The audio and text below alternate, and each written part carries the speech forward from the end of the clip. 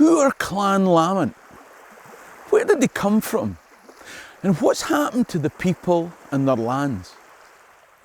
People from outside Scotland often ask me to talk about clans, whilst people in Scotland seem much more interested in their country without the tartan shortbread tin. In this series of videos, I'm going to attempt to please both. And today, I want to give you just a taste of the Lamonts and what happened to the lands that once belonged to that clan. The one thing that seems constant is conflict. But it's probably not the conflict that you're thinking about. So if you're interested in the people, places and events in Scottish history, then click the subscribe button at the bottom right of the screen and ring the notification bell to be told when I upload new videos. In the meantime, let me tell you a story. This is the Cowal Peninsula in Argyll. Argyll, the coastline of the Gaels. Scots emerged here in the ancient kingdom of Dalriada. Of course, there were kin groups, and the descendants of Congal gave us the name for the peninsula of Cowal. Chiefs had sons who had sons, and in the 13th century, one of them, Lamont Moore, gave us Clan Lamont, who inhabited these lands of Cowal. But hold on, I've seen different clan maps showing different territories for Clan Lamont. Of course you have, because any map is a snapshot in time. An earlier clan map will show Dunoon being within Clan Lamont territory, but that was before conflict with the Campbells.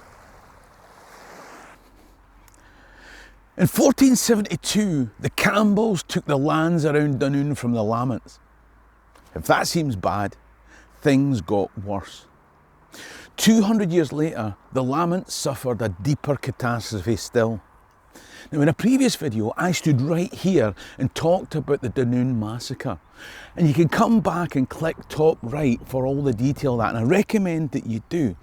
But Clan Lamont lands were cleansed by the Campbells. With the exception of a little pocket of land that we'll come back to, clearance came early for Clan Lamont. So where are they now? A heat map will show you in red where the Lamont name is most commonly found across the UK. Obviously in the population centres of Scotland's Central Belt and London, but Manchester, Liverpool and Belfast show strong concentrations as well. And I've got theories that I might cover in a Patreon's members extra video. Globally, they're in the places that you'd expect. North America, Australasia, South Africa, and a wee bit of South American and Caribbean sugar plantation. I bet they're not all pasty-faced white folks either.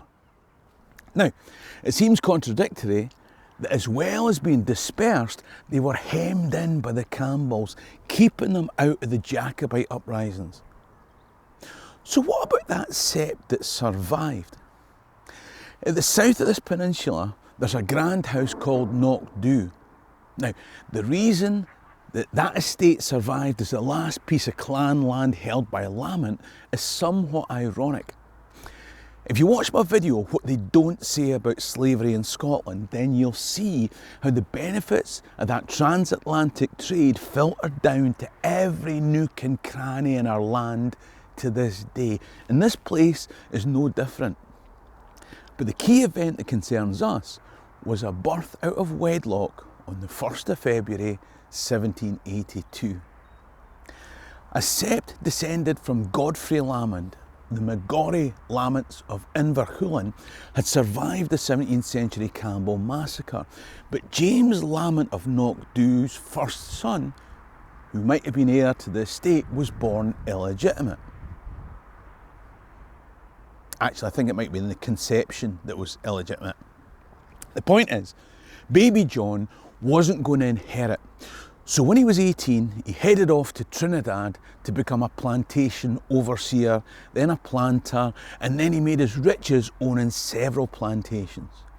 Fortunately for the Lamonts of Knockdhu, John was restored to the family before his mortal remains were buried in northwestern Trinidad in 1850, and he left his large estate to his nephew. John, the illegitimate son, couldn't inherit the family estate, but the family did inherit his. It was that wealth that sustained the last remaining pocket of Clan Lamont lands in Lamont hands. So what was going on back at home here? For a start, conflict hadn't ended, because in 1893, on the other side of the peninsula near Tynabrooch, a personal conflict led to a murder. A murder that was investigated by Sherlock Holmes, no less. Not the fictional character that lived at 221 Baker Street, no. The real one. The one that lived in Edinburgh. You can click top right to see a video about the real Sherlock Holmes. And I'm going to tell the story of this murder in Cowal as an extra for my Patreon members. There are lots of costs in making these videos, and the channel genuinely only survives because of the people who support with their contributions by buying a coffee or becoming Patreon members. In return, there are lots of extra videos on the Patreon page, and that will be one of them. So, click top right to become a Patreon member.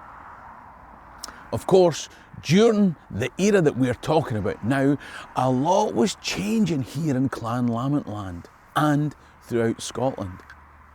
The heyday of subsistence farming had gone. People had been cleared from rural land. 1776 was a revolutionary year when the world changed. That was the year when a lad born over the water there in Greenock first had the condensing steam engines he'd patented installed commercially. His name was James Watt, and that changed the world. Soon there would be steam trains, but a further change was coming too. On the 4th of January 1803, further up the Clyde here, another Scotsman called William Symington demonstrated the Charlotte Dundas, the first practical steamboat that could tow other vessels. 9 years later, across the Clyde, Henry Bell designed the Comet, the first practical steam passenger ship sailing European waters. Between steam trains and boats, the Victorian explosion in tourism had begun. In the Castle House Museum, there are exhibitions of the Victorian era when steamboat tourism transformed this area. You can imagine how the economy, the buildings and the infrastructure were changing.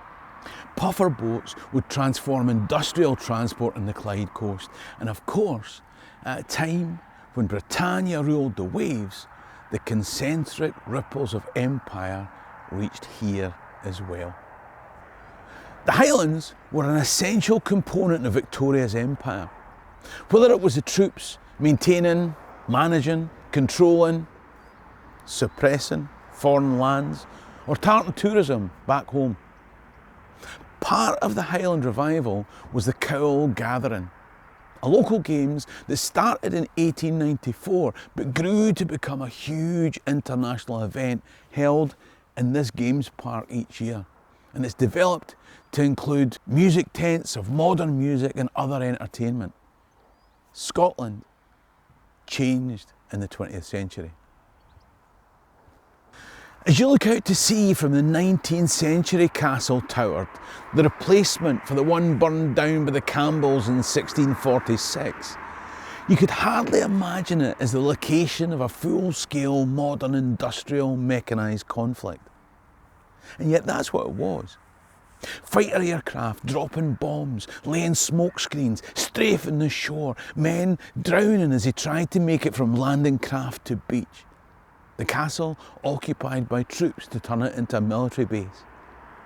In 1942, the castle was renamed HMS Brontosaurus as it became a training base for D-Day landings. The shoreline sloping up from the Clyde estuary perfectly mimicked Normandy beaches. But the training regime had to be real life or death. Many troops died on these shores practicing for the conflict that was to come. Clan battles gone. This was a new conflict between fascism and freedom in the 20th century. But when the war was over, the struggle of 20th century ideologies wasn't. On the 3rd of March 1961, a warship steamed up the Clyde estuary. The only defence against invading fleets were the men trying to defend our waters in canoes. The Russians had launched Sputnik. The Soviet Union had demonstrated its ability to put a satellite into space. So if a satellite, why not nuclear weapons? With a 4 minutes warning that they'd have, the US would never be able to retaliate from their own territory. The solution was submarines on the Clyde, a few short miles from Scotland's biggest centre of population. Dunoon had a series of very different conflicts ahead. Steam engines had transformed this area to a Clyde Riviera for tourists, but jet engines were now flying package holidays to sunnier Mediterranean climes. Tourists coming down the water were starting to dwindle, and some businesses here were delighted that US Navy personnel would take their place. But others weren't so sure. To the tune of "You canna shove your granny off a bus," anti-nuclear campaigners sang, "You canna spend $1 when you're dead." It was the start of 3 decades of a new struggle of ideas. But it didn't take long before theory became all too vivid reality. A year after the arrival of submarines with their Polaris nuclear weapons, the Cuban Missile Crisis meant that the world held its breath. But you can be sure that here on Clan Lamont lands, which had recently become the most militarised location in Western Europe and a surefire target, people held their breaths that little bit tighter. For 30 years, the debate raged as US military personnel became stitched into the fabric of the community with a seamlessness that happened nowhere else in the world. Between 500 and 1,000 new families arrived with funny accents, and American kids went to Scottish schools. Imagine their surprise when they went back across the Atlantic to discover they were the only people that knew how to spell properly. Or the confusion created when they called some countryman a fanny and they just looked back like arseholes. When the American Navy was here, it's estimated that 1,600 extra jobs were created in the area. It's thought that there were a greater concentration of taxi drivers than any other area in Scotland, presumably to drive Glasgow prostitutes back to the ferry. This memorial commemorates that time. In spite of the conflict between government and pro and anti-nuclear stances, transatlantic integration at street level was largely successful. Although in Clan Lamont lands, conflict is never far off. When I came down to film a video about the Dunoon massacre, a few people came up to me in the street and asked what I was doing. When I said I'm making a video about the Dunoon massacre, a bloke said, "Oh, the Americans." I said, "What?" He proceeded to tell me a story that I might have taken with a pinch of salt, but for the fact that 2 other strangers similarly told me different versions of the same story. Now, I've since tried to look for internet and newspaper articles. It felt like something that was being swept under the carpet until I found a couple of photocopies of old articles on social sites. Now, none of the tellings of the story corresponded exactly, but here's mine as I've put it together. In 1973, tension had been building between locals and some black American sailors. Apparently, exotic servicemen with more money than the local males are attractive to local females. Who would have thunk it?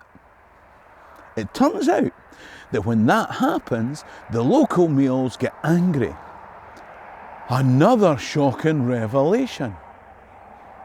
You can imagine how racial tensions rose. I'll be honest, in 1973 Scotland, I was a 9-year-old black kid who got racially abused all the time. And I was unattractive and broke.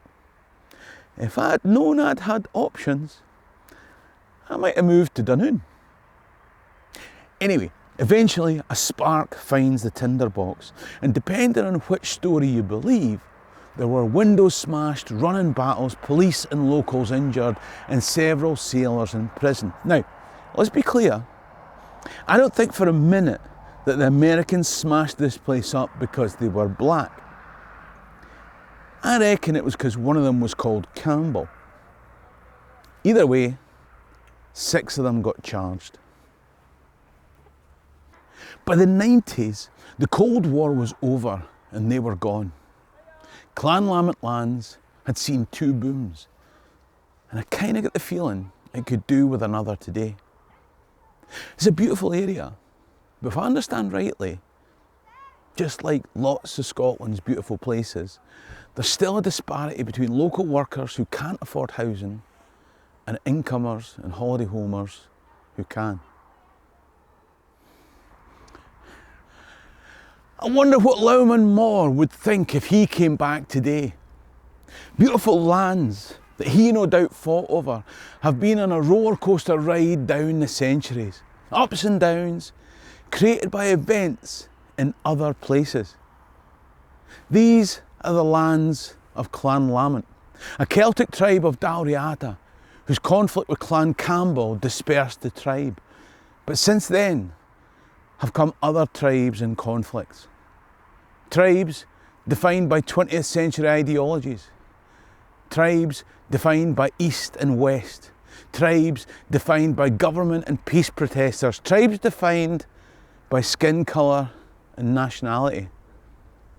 There are always tribes, but the land, it remains.